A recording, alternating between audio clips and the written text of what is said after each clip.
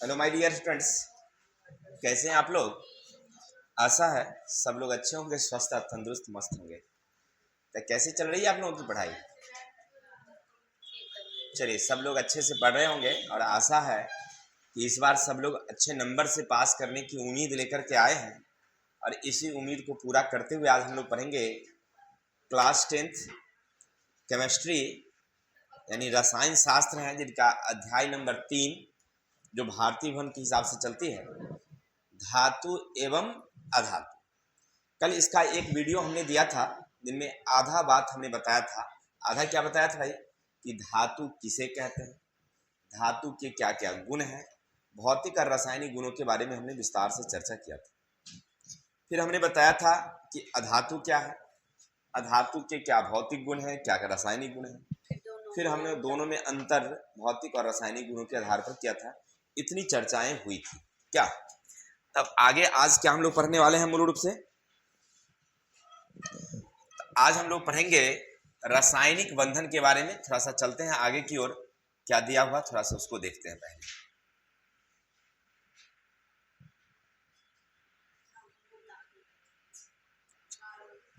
यहां तक हो गया था। आज हम लोग पढ़ेंगे धातुओं और अधातुओं के बीच अभिक्रिया। क्लियर। थोड़ा सा ध्यान से सुनना क्या कहता है।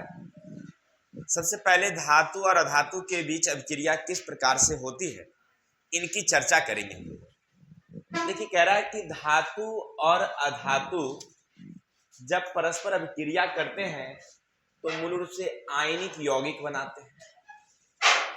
फिर कह रहा है कि अधातु अधातु से अभिक्रिया करके सहसंयोजक यौगिक बनाते हैं। लेकिन धातुएं परस्पर रासायनिक अभिक्रिया नहीं करती है, यानी दो धातु अगर आपस में मिलेंगे तो उन दोनों के बीच अभिक्रिया होगी ही नहीं। अगर दो अधातु हैं तो अभिक्रिया होगी। फिर कह रहा है एक धातु और एक अधातु होगा तो अभिक्रिया होगी, लेकिन दो धातु अगर मिल जाए तो अभिक्रिया होगी नहीं। मजेदार बात वो नहीं है, मजेदार बात यहाँ ये है कि भाई ये आयनिक यौगिक और ये सहसंयोजक यौगिक क्या है। अभी मूल रूप से हम लोग यही वाली पढ़ना है कि भाई ये आयनिक यौगिक और सहसंयोजक यौगिक क्या है। तो इसको पढ़ने के लिए सबसे पहले हमें पढ़ना होगा कि अष्टक नियम क्या है। समझ रहे, हम लोग ये पढ़े थे, आपको याद होगा क्लास 9th में, कि परमाणु विद्युता उदासीन होते हैं। नहीं, ये बात हमको कौन बताया था, कि जॉन डाल्टन साहब ने कहा कि देखिए भाई जितने भी परमाणु हैं, है ना, और उसके बाद नहीं, रदरफोर्ड साहब ने कहा था। जॉन डाल्टन ने तो परमाणु के मॉडल सिद्धांत दिया था, लेकिन रदरफोर्ड साहब ने कहा कि जितने भी परमाणु हैं उनके भीतर इलेक्ट्रॉन और प्रोटॉन, यानी ऋण आवेशित कण इलेक्ट्रॉन, धन आवेशित कण प्रोटॉन, दोनों की संख्याएं क्या होती है, बराबर होती है। इसलिए परमाणु विद्युता उदासीन होते हैं। लेकिन इन्होंने एक बात और बताई कि जितने भी प्रोटॉन होते हैं, धन आवेशित कण होते हैं, वो केंद्र में होती है। इलेक्ट्रॉन इसके विभिन्न कक्षाओं में चक्कर लगाती रहती है ना। ये बात किसने बताया, तो नील्स बोर ने बताया था सबसे पहले, जो हम लोग क्लास 9th में क्लियर किया था। और कक्षा का नाम दिया था उन्होंने KLMN। हर कक्षा में कितने इलेक्ट्रॉन रहेंगे इसके लिए उन्होंने सूत्र भी दिया था 2n², है ना, जहां n कक्षा की संख्या है। तो पहली कक्षा में ज्यादा से ज्यादा आप 2 इलेक्ट्रॉन रख सकते हैं, दूसरी में कितने रख सकते हैं, 8 रख सकते हैं, है ना। इस तरह से उन्होंने सजाने का प्रयास किया था। अब भाई अष्टक नियम क्या है ये हम नहीं समझ पाए। तो उन्होंने क्या कहा था कि दुनिया के जितने भी परमाणु हैं वो अपने आप को ये चाहते हैं कि हम अस्थाई बन जाए, और अस्थाई तब बनेंगे जब उनकी अंतिम कक्षा में 8 इलेक्ट्रॉन हो जाएगी तब। अब इसके लिए वो क्या करते हैं कि अगर अंतिम कक्षा में 1, 2, 3 इलेक्ट्रॉन होते हैं तो वो अपनी अंतिम कक्षा के इलेक्ट्रॉन किसी को दे देते हैं, या 4, 5, 6, 7 होता है तो वो किसी से क्या करते हैं, लेते हैं। तो एक दूसरे से लेने और देने से उनके अंतिम कक्षा में 8 इलेक्ट्रॉन हो जाता है। अगर ऐसी स्थिति नहीं अगर होती है तो वो क्या करते हैं कि अपने इलेक्ट्रॉनों का साझा करके तब अपने अंतिम कक्षा के 8 इलेक्ट्रॉन पूरा कर लेते हैं। तो उसको कहते हैं हम लोग अष्टक नियम। जब 8 हो जाता है तो वो अस्थाई हो जाते हैं, फिर वो आगे पीछे कहीं नहीं जाते हैं। यानी कहने का अर्थ है कि दुनिया के जितने तत्व हैं अपने आप को अस्थाई होना चाहते हैं। अस्थाई होने के लिए अंतिम कक्षा के इलेक्ट्रॉन को किसी को देते हैं या अंतिम कक्षा के इलेक्ट्रॉन किसी से लेकर के 8 पूरा कर लेते हैं। जैसे मान लीजिए किसी इलेक्ट्रॉन, कोई परमाणु है जिनकी परमाणु संख्या मान लीजिए 11 है, तो 2 है, 8 है, 1 है। तो अब ये क्या करते हैं, एक अपना किसी को दे देते हैं। लेकिन वहीं पर क्लोरीन की अगर बात करें, क्लोरीन की बात, तो 2, 8, 7 है, तो ये एक किसी से ले लेते हैं। ले लेंगे तो इसका भी 8 हो जाएगा, ये दे देंगे तो इसका भी, दोनों अष्टक पूरा कर लिए। इसी को कहते हैं अष्टक नियम।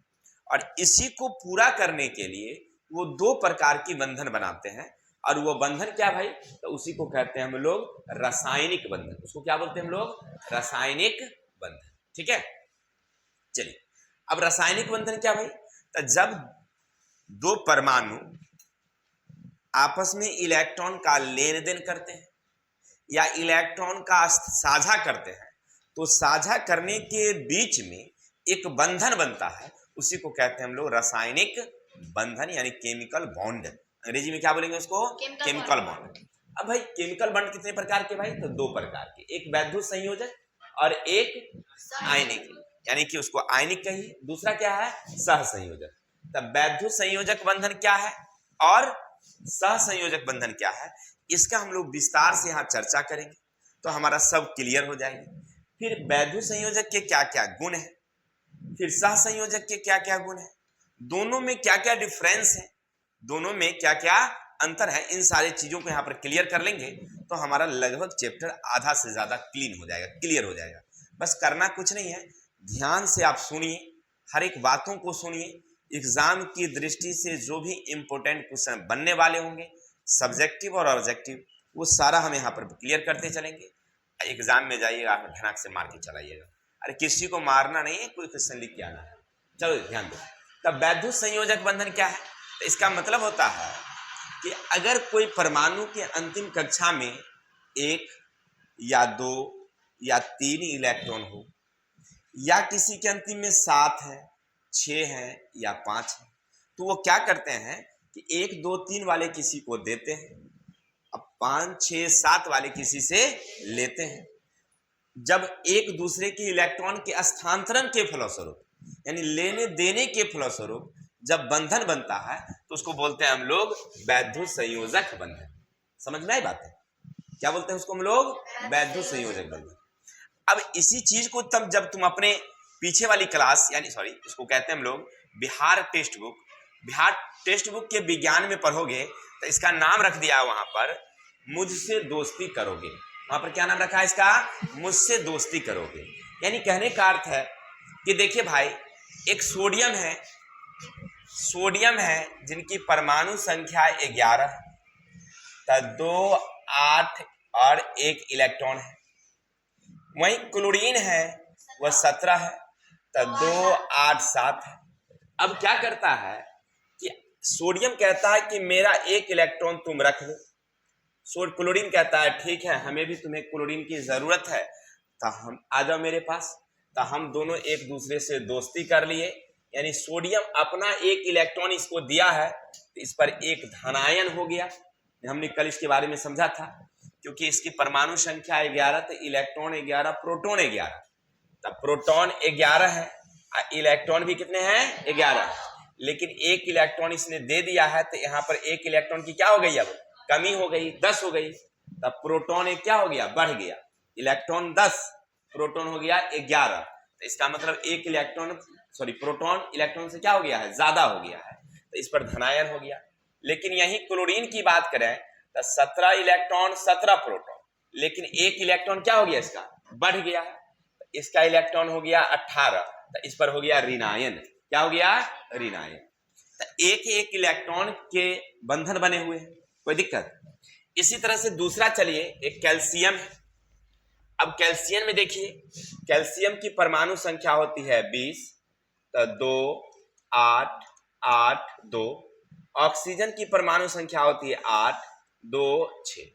अब दोनों एक दूसरे से बाहर घूम रहे थे, टहल रहे थे, है ना। अब ऑक्सीजन चिल्ला रहा था, भैया 2 गो वाला कोनो है तो आओ हमरे पास। हाँ, तो कैल्शियम कहा हाँ हमरा 2 गो है, ज्यादा लेगा कि? तो कहा तो आ जाओ ना मेरे पास। कह दिया ठीक है आ जाते हैं।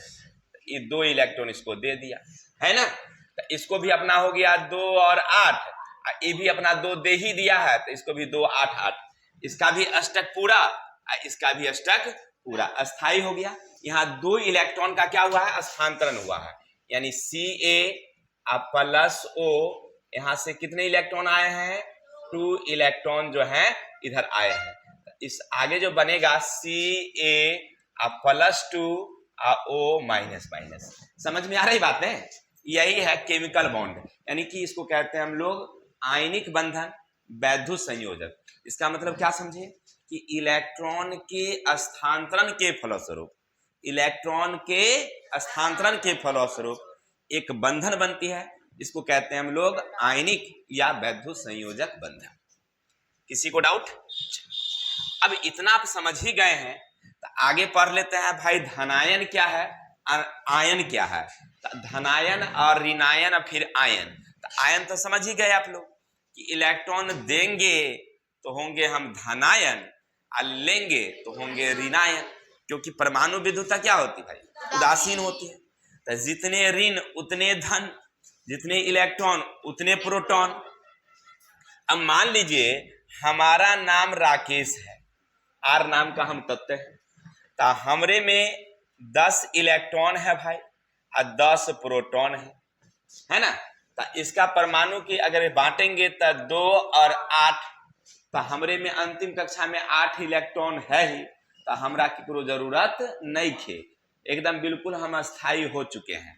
लेकिन मान लीजिए अगर हमरे पास 12 इलेक्ट्रॉन हो जाता और 12 प्रोटॉन हो जाता, तो इलेक्ट्रॉनिक विन्यास लिखेंगे तो 2 8 2 होगा।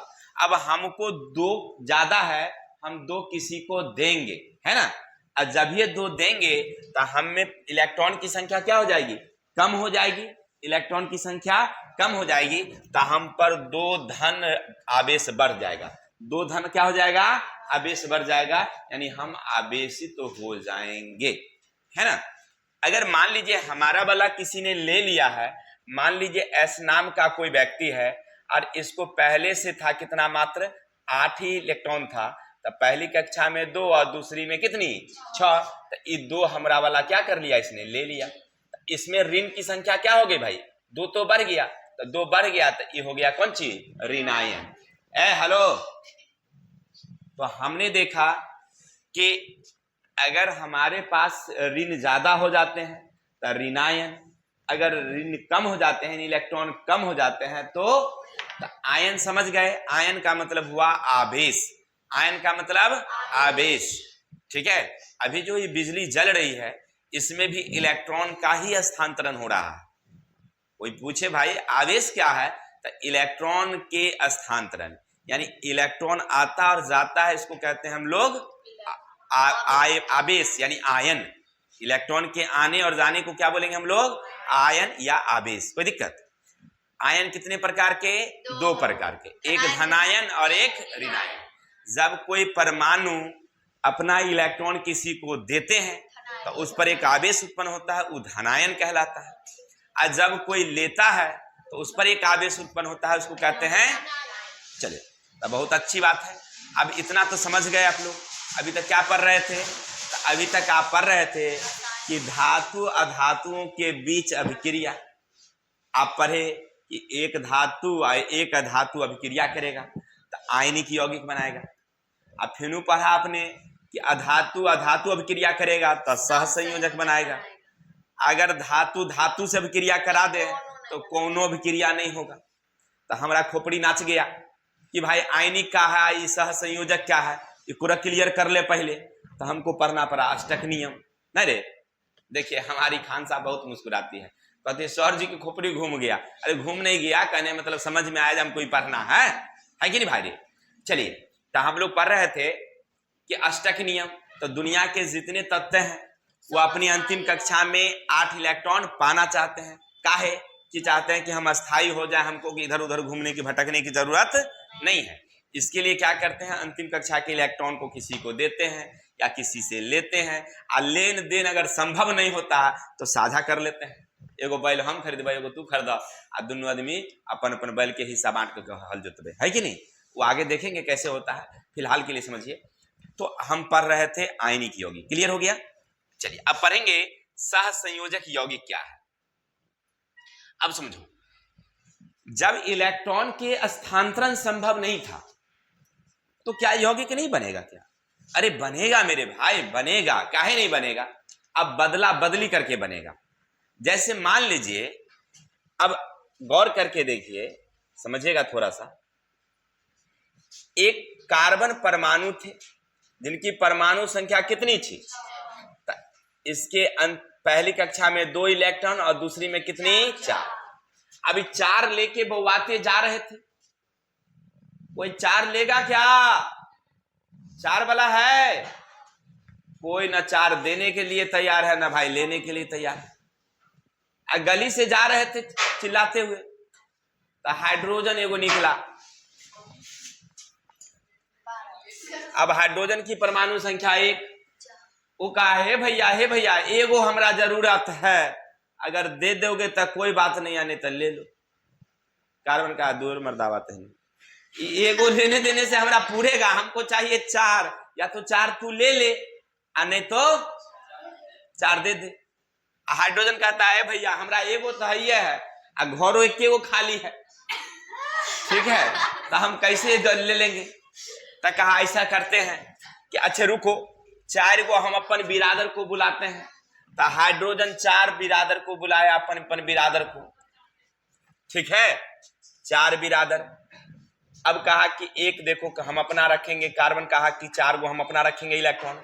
हाइड्रोजन कहा था हम एगो रख देते हैं साइड सटा के, हमरा भी अष्टक पूरा हो गया, हमरा भी अष्टक पूरा हो गया। अब कार्बन का देख लीजिए अंतिम 8 गो हो गया। अब आपके दिमाग में आ जाता होगा कि ये सर तो अहाँ तो कहली कि एकरो 8 गो भ गेले, तो कहाँ 8 गो भेले, तो 2 गो भेले हाइड्रोजन के। अरे भाई मेरे, हाइड्रोजन के सबसे निकटतम जो अक्रिय गैस है वो हीलियम है, और हीलियम के अंतिम कक्षा में 2 ही इलेक्ट्रॉन है, फिर भी वो अष्टक पूरा करता है। क्योंकि नील्स बोर ने क्या कहा था कि पहली कक्षा में कितना, ज्यादा से ज्यादा 2, तो 2 गो हो गया तो हो गया, एक काम खत्म, है कि नहीं। ये भी अस्थाई हो गया, हाइड्रोजन हीलियम जैसा रूप ले लिया, अस्थाई हो गया, है कि नहीं। तो इस तरह से साझा कर लिया कि कार्बन कहा कि ए हाइड्रोजन तोरा एगो हम दे रहे हैं तो तू भी एगो हमको दो, तोरा एगो दे रहे हैं तो तू भी एगो हमको दो, तोरा एगो दे रहे हैं तो तू भी एगो दो, ऐसे करके सबसे एगो साझा करके ले लिया। साझा करके बंधन बनाया ना भाई, बॉन्ड बनैले है ना। अब कहिएगा सर जी ये समझ नहीं रही है। देखो पहले के जमाने में क्या होता था कि एगो राय जी होते थे और एगो साव जी होते थे, हाँ सही बता रहे हैं। अब दोनों को भाई 1 बीघा जमीनें हैं, एक जोड़ी बैल पालेंगे तब होगा दिक्कत। तब दोनों गहरी दोस्त थे राय जी या साव जी, तो कहा कि रे दोस्त की तो एगो बैल तू खरीद आ एगो बैल हम खरीदबे, तो अपन बैल के तू खिलैया, हम अपन बैल के हम खिलाएं, है ना। आ तोरा अगर कहूँ जाए के हो तो ससुराल यार, तो हमरा कन से बैल ले लिया, पर जोत के बैठ के अपन चल जाइए, है कि नहीं। तो 2 गो बैल हो जतो कि नहीं भ जतो। हमरा जाए के होते तो तोरा कन से बैल ले आवे। पहले ऐसे ही होता था, एगो हम पाले एगो आप पाले, और दोनों अपना अपना को खिला रहे हैं।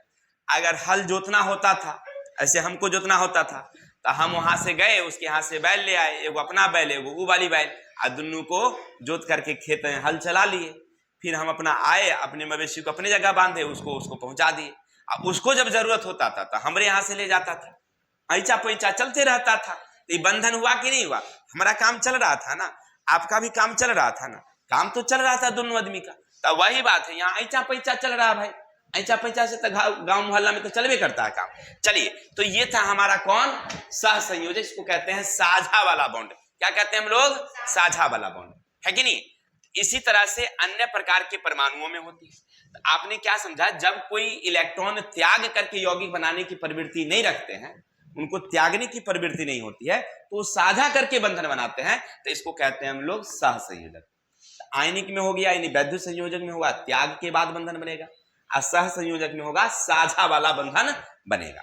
अब ये कितने प्रकार के होते हैं, तो एकल होते हैं, एकल बंधन, फिर द्वि बंधन और फिर त्रिक बंधन। यानी एकल का मतलब एक एक इलेक्ट्रॉन का साझा करेंगे, द्वि का मतलब हुआ दो दो इलेक्ट्रॉन का साझा करेंगे, और त्रिक का मतलब हुआ तीन तीन इलेक्ट्रॉन का साझा करेंगे। तो कहिएगा सर हमको नहीं समझ में आया, अभी समझाते हैं। देखो भाई, अब देखो, अब कार्बन घूम रहा था, कार्बन घूम रहा था, तो कार्बन के अंतिम कक्षा में कितने इलेक्ट्रॉन भाई, नहीं कुल 6 है, तो अंतिम कक्षा में होता है 2 और 4, यानी कि अंतिम कक्षा में 4 इलेक्ट्रॉन। ये 4 लेके बोवा रहा था, है कि नहीं? कोई है 4 वाला? कोई नहीं मिला। वो गेट खोला, फटक चिचिया के आया, कहा कि हमरा अंतिम कक्षा में रे भाई 8 इलेक्ट्रॉन है, तो 2 और 6 है, तो हम 2 ले सकते हैं, हम 2 ले सकते हैं। तो कार्बन कहा कि ऐसा केना होगा भाई, हमको 4 को देना है या 4 किसी से लेना है। ऑक्सीजन कहा तरे भैया हमरा तो 2 गो घर बचल हो, राकेश सर जी वाला तो घर है नहीं, सबके हम रख लेबे, हमरा 2 गो घर की जरूरत है, तो 2 गो आ जाओ में से। तो कहा नहीं भाई ना नहीं हो तो दोस्ती। ऑक्सीजन कहा रुक रुक रुक रुक, हाँ रुक, अभी तोरा हम बतावे हो। कहा तो तू यहाँ बैठ, बैठो, बैठा दिया। ऑक्सीजन कहा कि एगो हम इन्ने से आ जा छियो, एगो हम इधर से आ जा छियो, कोई दिक्कत? कार्बन के कितने? 4, तो 2 गो इधर रखो और 2 गो इधर रखो। ऑक्सीजन के कितने अंतिम कक्षा में? 6, 2 4 और 6, 2 4 6। ऑक्सीजन कह रहा है कि हमरा 6 गो है, और कार्बन दे तू 2 गो हमको दे दो, तो हमको कितना हो जाएगा? 8 गो। ये भी कहा कि हमरा 6 गो 2 गो तुम दे दो, तो कितना? तो कार्बन कहा तू तो 2 गो ले लिया, हमरा बचले कहाँ कुछ। अरे यार दोनों वाला 2 गो लेना लेते हो, पूरा ना 8 गो पूरा गया। इसको कहते हैं इलेक्ट्रॉन बिंदु संरचना, परीक्षा में पूछता है, याद रखना। जितना मजेदार से सुन रहा था ना, उतनी मजेदार से परीक्षा में पूछेगा, कहेगा अरे बउआ कार्बन का CO2 का इलेक्ट्रॉन बिंदु संरचना बनाओ, है कि नहीं? कहेगा हाँ ऐसे ही सेम टू सेम।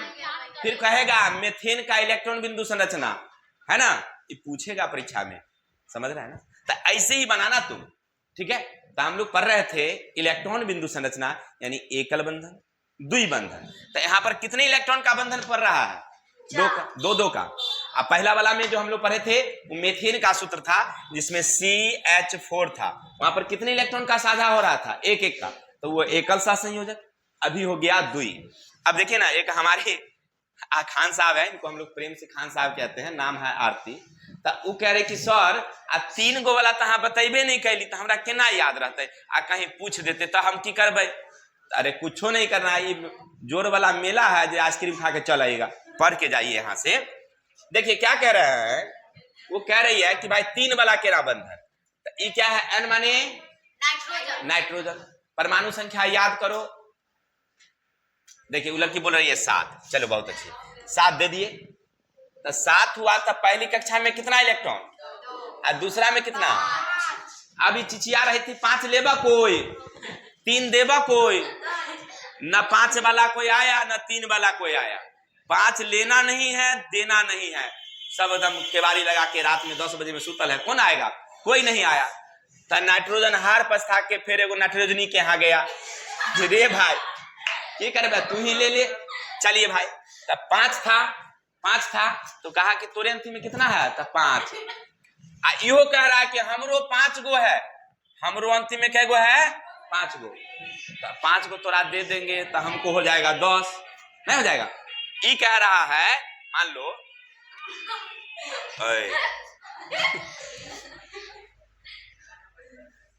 ये कह रहा है कि हमरो 5 गो है, और तू अगर 5 हमको दे देगा तो हमको 10 हो जाएगा।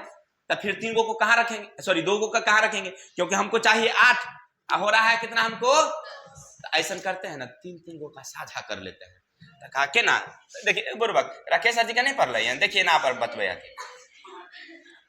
हाँ हो गया, इसका 5 गो अपना है ना रे टिक्का वाला, एक गोल गोल वाला 5 गो है ना, तो ये कहा देखो 5 और 3 है कि नहीं, और फिर इधर से 5 और 3, समझने के लिए छुटका दे दिए हैं, लिखना बरका ही था हमको। तो 5 3 8 दोनों का अष्टक पूरा हो गया, तो कितना इलेक्ट्रॉन का साझा हुआ, ये सब सीखना है तो राकेश सर जी का चैनल को सब्सक्राइब कर लो फटाफट। समझ गया ना, ऐसे मजेदार ट्रिक से बताते हैं। इसका मतलब हुआ N2, क्या हो गया ये, N माने नाइट्रोजन, और 2 का मतलब हुआ अणु, N हो गया सीधे परमाणु, और 2 हो गया था अणु। यानी नाइट्रोजन अणु बनाती है तो कितने बंधन होती हैं, त्रिक बंधन। तो अभी पढ़ रहे थे आप एकल, द्वि और त्रिक सहसंयोजक बंधन के उदाहरण। आप समझ रहे थे कि सहसंयोजक बंधन क्या है। जब इलेक्ट्रॉन का स्थानांतरण संभव ना हो तो हम लोग साझा करके बंधन बनाते हैं, इसको कहते हैं हम लोग क्या कहते हैं, सहसंयोजक बंधन। कितने प्रकार के, 3 प्रकार के, एकल, द्वि और त्रिक। किसी को दिक्कत, चलिए अब आगे चलते हैं। एक का गुण है। तो मेरे भाई अभी तक आप क्या क्या पढ़ लिए, अभी पढ़ लिए कि वैध संयोजक क्या है, सहसंयोजक क्या है, हेलो प्लीज शांत, सहसंयोजक क्या है और कैसे कैसे बॉन्ड बने, बड़े ही मजेदार तरीके से हमने समझाने का प्रयास किया, और आशा और उम्मीद है कि आप अच्छी तरह से समझ पाए होंगे। तो चलते हैं आगे, देखते हैं कि अभी जो आपने देखा वैद्युत संयोजक, वैद्युत संयोजक यानी जिसमें इलेक्ट्रॉन के स्थानांतरण के फलस्वरूप बंधन बना था। जैसे सोडियम के अंतिम कक्षा में कितने इलेक्ट्रॉन थे, 1, क्लोरीन के अंतिम में था 7, तो सोडियम अपना 1 इलेक्ट्रॉन उसको दे दिया, है ना, तो दे दिया कि तो उसको बंधन बन गया, तो वहां बन गया कौन बंधन, वैद्युत संयोजक। तो एकरे क्या क्या गुण है, इसका पहला गुण है, याद रखेंगे, ये यौगिक धन और ऋण आवेश युक्त के बने होते हैं। यानी जो वैद्युत संयोजक यौगिक होते हैं उनमें यौगिक जो भी भाग लेते हैं उन पर आवेश होता है, या तो धन आवेश होंगे या ऋण, यानी आवेश युक्त कणों के बने होते हैं। जैसे हमने अभी बताया कि NaCl, N पर प्लस और Cl पर माइनस। दूसरा हमने बताया CaO, Ca पर प्लस, O पर माइनस। यहाँ जो बंधन है आवेश युक्त वाले बंधन है, यानी धनायन है, ऋणायन है। तब पहला गुण क्या आपने देखा, क्या गुण देखा कि ये आवेश युक्त कणों के बने होते हैं, आवेश युक्त कणों के बने होते हैं। दूसरा है इनके द्रव्यनांक और क्वथनांक उच्च होते हैं। द्रव्यनांक और क्वथनांक उच्च का मतलब है कि उनके बीच का जो बंधन होता है ना बड़े ही मजबूत होता है कि नहीं, बड़े ही मजबूत होता है। अब इलेक्ट्रॉन इसको अगर दे दिया है तो दे दिया है भाई। अब यहाँ दिल का खिलौना थोड़ा ही है कि टूट गया तुरंत बंधन ना। आप देखिए हमारे यहाँ होता है, दिल तो है भाई, आज इससे लग गया कल उससे लग गया, सही बता रहे हैं। अब यहाँ केमिकल में इस तरह की बातें नहीं होती है। अगर हमने आपको अपना दिल दे दिया तो दे दिया, उसके बाद रिटर्निंग की कोई आशा नहीं है। अभी कल वाली घटना आप लोग देखे होंगे। हाँ, लड़का का नाम है सौरभ, लड़की का नाम है मुस्कान। हाँ सही बता रहे हैं। अब बताइए वो लड़की उसको सौरभ को पहले दिल दी थी, लड़की दी थी, लड़का को इंस्टाग्राम और कौन कौन सी होता है अकाउंट पर बहुत तरह का उसको मैसेज दी। इसके बाद लड़का बहुत अच्छा था, बहुत पैसा वाला था, उसको वह अपनी क्लच में ले ली। शादी हुई, शादी के बाद फिर अपना दिल किसी और को दे दिया। भाई दिल कोई शीशा का टुकड़ा है जिस तोड़ देते हैं, लेकिन वहां वो वाला दिल ना भैया, यहाँ ई दिल, यहाँ अगर ये दे दिया तो कहा अब टूटने की कोई बात नहीं है, दे दिए तो दे दिए भाई। ये अभी कह रहा है, क्लोरीन कह रहा है कि हम ले लिए तब देने वाले नहीं है। यहाँ पर वही कह रहा है, कैल्शियम कह रहा है कि हमने तुमको 2 इलेक्ट्रॉन दिया है, ऑक्सीजन कह रहा है तो दे दिया तो बात खत्म, अब हम तुमको रिटर्न करने वाले नहीं है। यानी कहने का मतलब है कि अगर बॉन्ड बन गया, बंधन बन गया तो बनेगा मजबूत, वो बनेगा। हमारा कोई रिश्ता खिलौना नहीं है भाई जो तुम तोड़ दोगे। तो द्रव्यनांक और क्वथनांक क्या हुआ, उच्च हुआ। याद रखना हमारा रिश्ता क्या है, बड़ा मजबूत है। टूटने वाला नहीं है। तो कौन में, समझ रहे हैं बात को ना। चलिए आगे, अगला ये जल पराया विलय। हंसिए नहीं आप लोग, हंसिए नहीं। देखिए रिश्ते तो रिश्ते होते हैं, है कि नहीं। और रिश्ता जब हो जाता है तो फिर टूटने की बात कहाँ रहती है क्या। चलिए आगे किताब की ओर। और ये जल में प्राय क्या होते हैं, विलय होते हैं। ये जल में प्राय क्या होते हैं, विलय होते हैं। लेकिन benzene, acetone, carbon disulphide, carbon tetrachloride जैसे जो कार्बनिक विलयन है उनमें क्या होते हैं, ये अविलय होते हैं। यानी सहसंयोजक बंधन जो होते हैं, याद रखेंगे, सहसंयोजक बंधन जो होते हैं, ध्यान देंगे, तो वो जल में क्या होंगे, अविलय होते हैं। लेकिन जो वैद्युत संयोजक बंधन होते हैं वो जल में क्या होते हैं, विलय होते हैं। याद रखेंगे, जल में क्या होते हैं, विलय। आगे हैं, ये द्रवित अवस्था में विद्युत के सुचालक होते हैं। ये द्रवित अवस्था में विद्युत के क्या होते हैं। अब थोड़ा सा हमको कंफ्यूजन हो रहा है, आप लोगों को भी हो रहा है क्या, क्या हो रहा है कंफ्यूजन, तरीके से बताओ। नहीं हो रहा है तो अभी कंफ्यूजन वाला दूर कर देते हैं, अब कंफ्यूज करके दिखाते हैं तुमको। सर जी ये कहे कि ये विलय होते हैं तो हमको एक उदाहरण समझाइए ना, केना जब विलय होता है। अरे भाई अभी नीचे क्या पढ़ रहा था, ये कौन चीज है, सोडियम क्लोराइड। Sodium chloride. साधारण भाषा में इसको क्या कहते हैं, नमक कहते हैं। तो नमक कौन बंधन वाला बंधन है, अरे नमक है वैद्युत संयोजक बंधन, क्योंकि एक इलेक्ट्रॉन इसको दिया है, एक लिया है, तो बंधन कौन बना, वैद्युत। और नमक को पनिया में रख के देखो तो घुलेगा, हाँ तो घुल गया तो हो तो गया। प्राय जल में क्या होते हैं, विलय होते हैं, तो घुल गया ना, कोई दिक्कत। अब आगे देखो, अगर मान लो इसको जल में तुम घुला दोगे तो इसका आयन क्या हो जाएगा, टूट जाएगा। आयन क्या हो जाएगा, टूटेगा। तो इलेक्ट्रॉन और प्रोटॉन क्या हो जाएगा, वहां पर टूटेगा। तो विद्युत का क्या करेगा, वो सुचालक हो जाएगा। यानी कि अभी तक आप 4 गुण देख रहे थे। पहला गुण देखा आपने कि ये क्या होते हैं, आवेश युक्त कणों के बने होते हैं। दूसरा क्या देखा, इनके द्रव्यनांक क्वथनांक उच्च होते हैं। ये क्या होते हैं, और चौथा क्या होता है, विद्युत के सुचालक होते हैं। किसी को डाउट, नेक्स्ट नंबर। अब चलेंगे जो सहसंयोजक बंधन है उनके क्या क्या गुण हैं, इनको थोड़ा सा चर्चा कर लेते हैं मेरे भाई। तो पहला है सहसंयोजक यौगिक उदासीन अणुओं के बना होता है, उदासीन अणु के बने होते हैं। अब कैसे, तो अभी पीछे आपने देखा कि नाइट्रोजन परमाणु संख्या कितनी भाई, अब ये भी उदासीन थे, और इधर एगो नाइट्रोजन, इसके भी कितने, अब ये इसको जितना दिया है उतना ही इसको रिटर्न कर दिया, नहीं, या ये इसको जितना दिया उतना ही ये क्या कर दिया, रिटर्न कर दिया। तो इलेक्ट्रॉन लेने देने का काम तो हुआ है, लेकिन जितना इलेक्ट्रॉन पहले था उतना ही रह गया, कोई अंतर नहीं आया।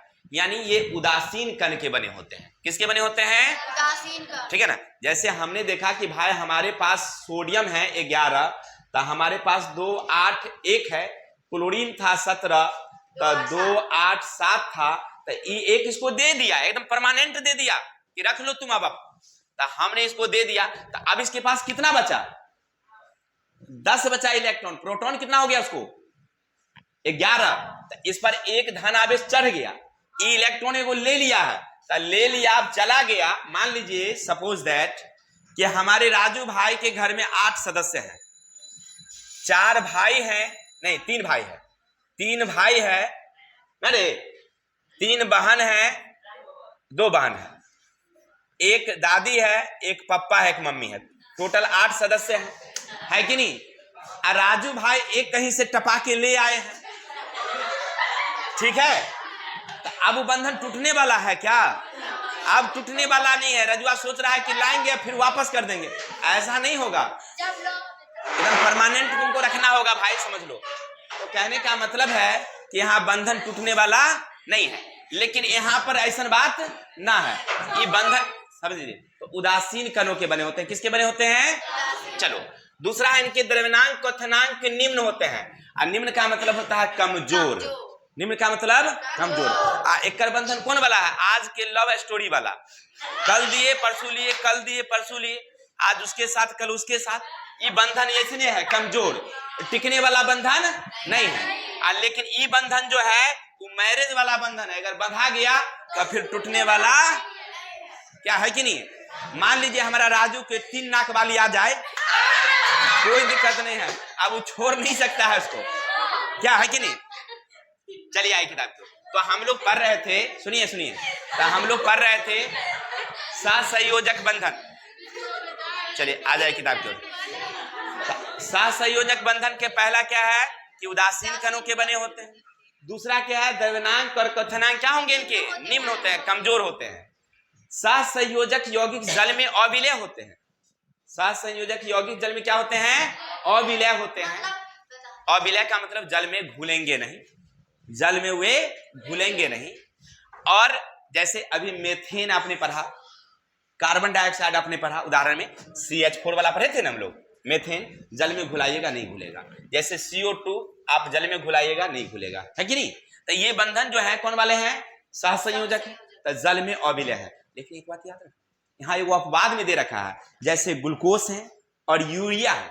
ग्लूकोस और यूरिया, कौन कौन, ग्लूकोस और यूरिया, ये 2 पदार्थ है तो सहसंयोजक यौगिक, लेकिन जल में विलय होते हैं। ठीक है, इसका मतलब है कि अगर अपवाद है तो ऑब्जेक्टिव में पूछ सकता है, पूछेगा आपसे ऐसे कौन से यौगिक हैं जो सहसंयोजक यौगिक हैं और जल में विलय है, तो यूरिया, ग्लूकोज।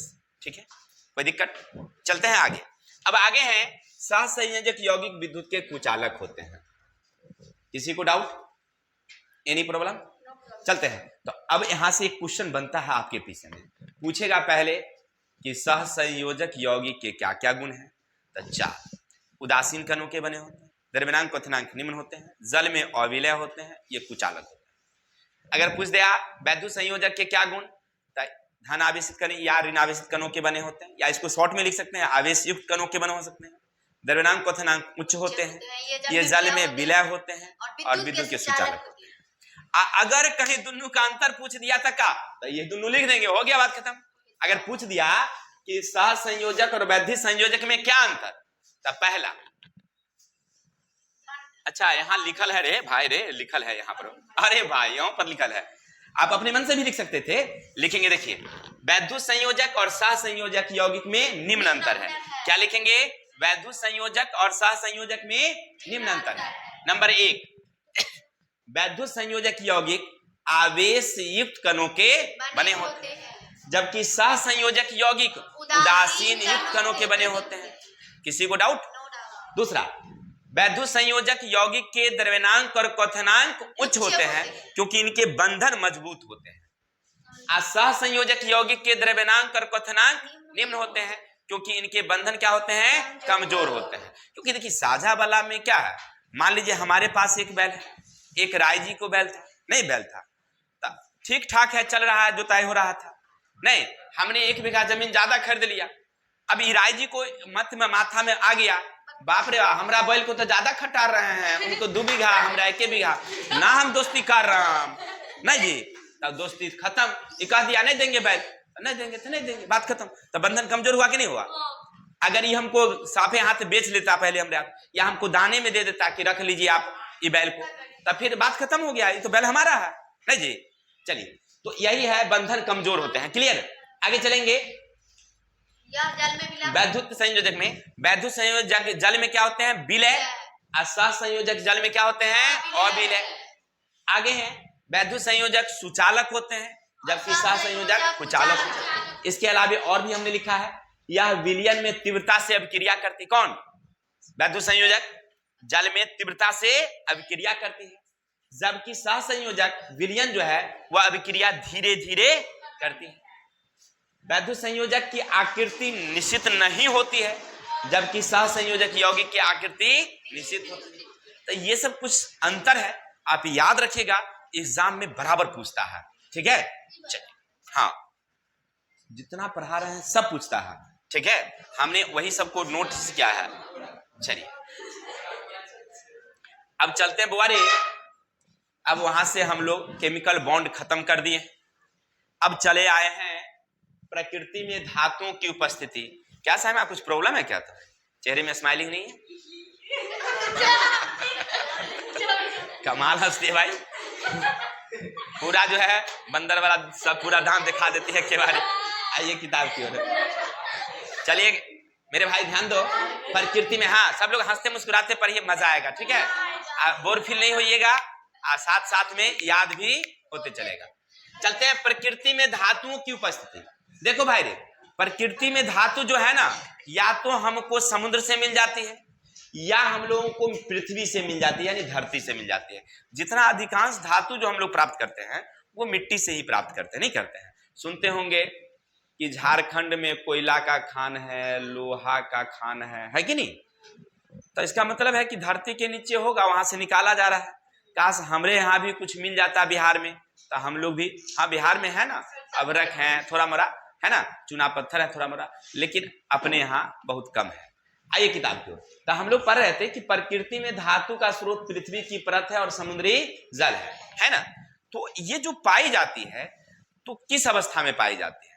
तो अवस्था के हिसाब से अगर देखिएगा तो दो अवस्था में, एगो मुक्त और एक है संयोग की अवस्था में।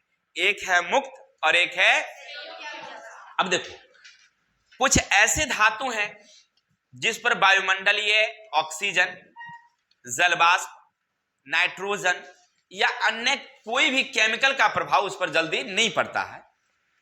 तो ये तत्व जो होते हैं ये प्रकृति में मुक्त अवस्था में मिलते हैं, ठीक है। जैसे देखिए सोना है, चांदी है, प्लेटिनियम है, ये सब जो तत्व है या धातु इसको कह सकते हैं आप, इस पर ना तो अम्ल का प्रभाव पड़ता है ना जल का प्रभाव पड़ता है। गौर करके देखिएगा, आप लोग जब छोटे छोटे थे तभी आपकी मम्मी जो है वो नाक में खुट्टा गाड़ दी है कि नहीं? आज तक वो 10 वर्षों से वो नाक में खुट्टा लागल है कि नहीं? अरे नाक में ना, उसको क्या कहते हैं? बेसर, बेसर, बेसर लड़की लोग पहनती है, खुट्टा उसको हम लोग कहते हैं। हम लोगों को लगता है कि नाक में खुट्टा। चलिए तो अब चलिए आइए किताब को, ये हो गया। अब बताइए गौर करके, वो कभी खराब हुआ है 10 सालों में? कितना बार आप लोग स्नान किए होंगे? महीना में तो 2-3 बार जरूर स्नान कर लेते होंगे लड़कियां लोग। मुक्त अवस्था में ये लोग क्या होता है, पाई जाती है, वो जल्दी खराब नहीं होती है। अच्छा लड़कियां लोग चिल्लाती का है, बात तो हम सही बोले कि महीना में 2-3 बार तो लड़कियां जरूर स्नान कर लेती होंगी।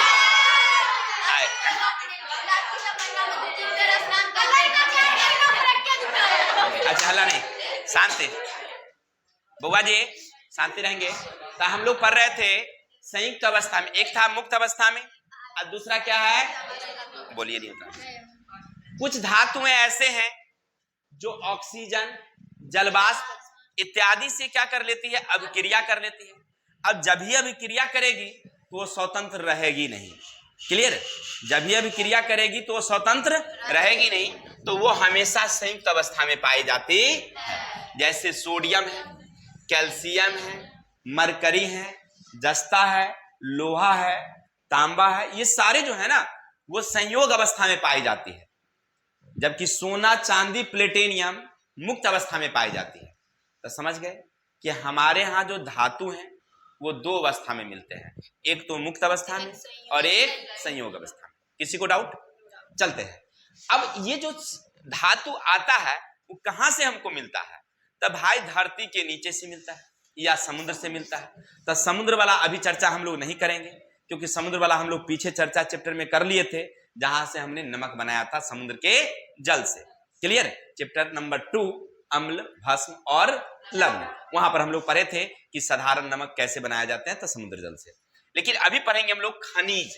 तो खनिज किसे कहते हैं? परीक्षा में पूछता है कि खनिज किसे कहते हैं। अरे कुछ नहीं, धरती के नीचे या इन चट्टानों को खोदिए।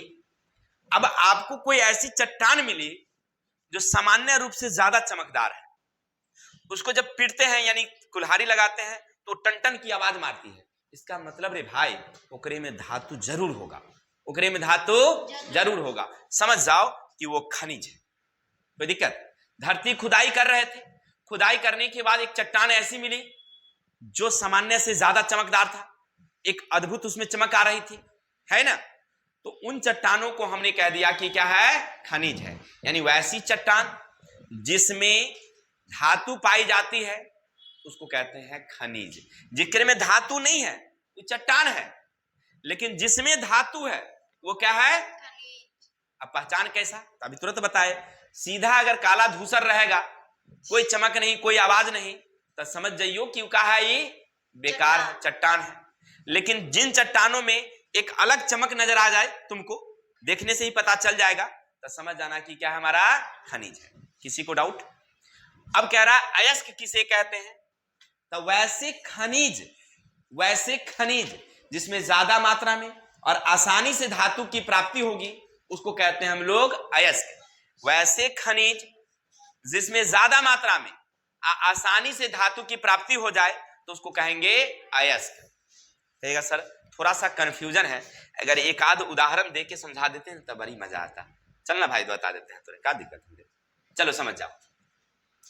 अब मान लो धरती की खुदाई किए, है ना, तब खुदाई करने के बाद एक चट्टान मिला जो चमक वाली थी, तो हम इसको कह दिए नाम खनिज, है ना। लेकिन ऐसे बहुत सारे चट्टान हमको मिले, बहुत सारे, हो गया।